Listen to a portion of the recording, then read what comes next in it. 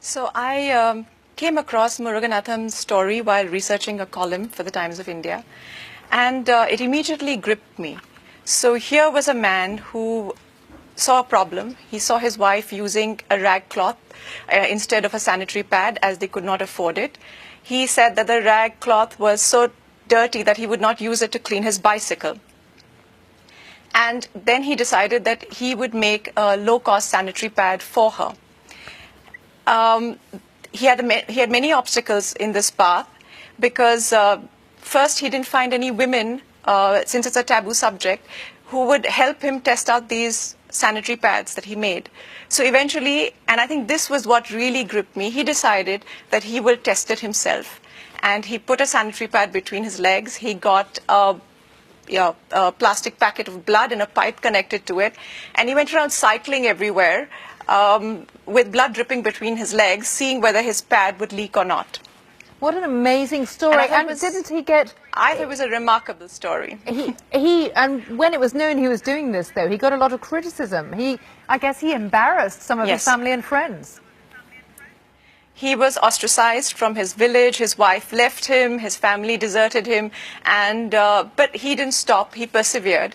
And what was even more interesting is that he did eventually manage to make a low-cost sanitary pad, and he took a machine which costs in Indian rupees 3 crores, and he converted that into 4 small components, which would make the sanitary pad for 60,000 rupees.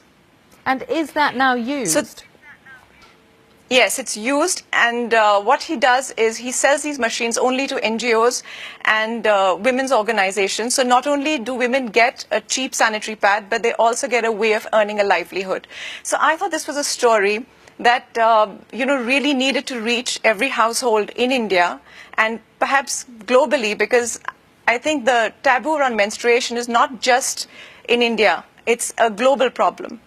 So I wrote a book on this, and then unfortunately we are a world of viewers and not readers, and I thought the best way for this to penetrate into most households would be to make a movie.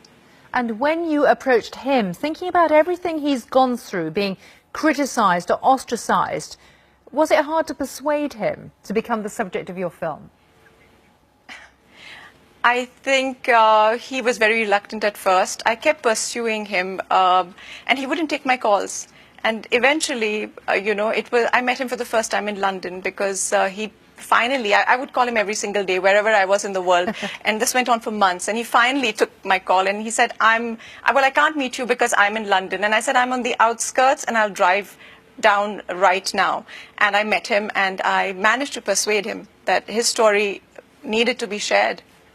That sounds like one very determined person meeting another very determined person. And is your film going to be shown in India? It will be shown in India. And again, like I said, menstruation, there are multiple ramifications to this problem in India especially. One is just 23% of women in India use sanitary pads or tampons. This leads to disease. So you have fungal infections, you have reproductive infections, you have links to cervical cancer, infertility. That's one.